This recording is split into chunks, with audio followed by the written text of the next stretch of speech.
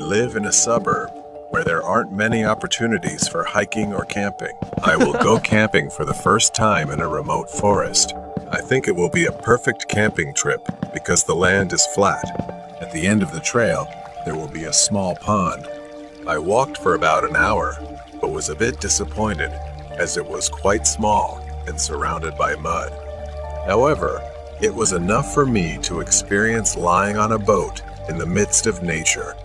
Suddenly, a thick mist crept through the bushes, clinging to the ground like a living entity that looked like a zombie rising from a grave. The air was heavy with the smell of damp earth and rotting leaves. The sound of birds chirping echoed back, strangely distorted, indescribable.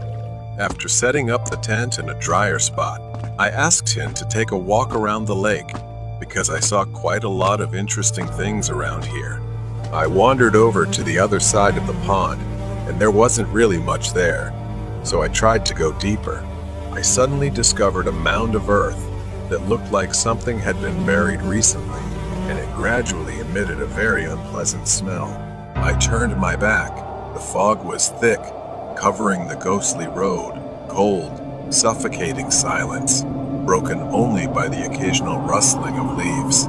I started to head back to my camp, and by then, the sun was almost setting. I had a small lighter with me, so I used it to light a campfire and heat some food. I sat eating and chatting about everything with Tin.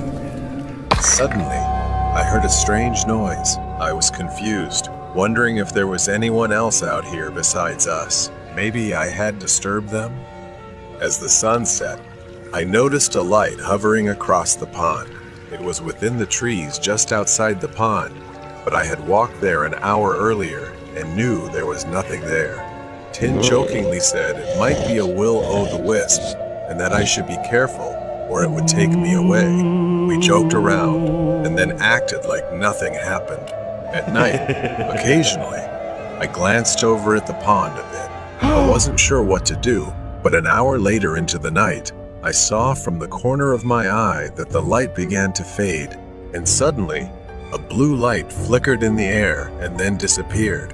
I didn't dare call Tin because he would punch me. I stared into the dark forest, feeling empty again. For about 10 minutes, I waited for the light to turn back on, but it didn't appear. That gave me chills, but I figured I must have been seeing things or dreaming.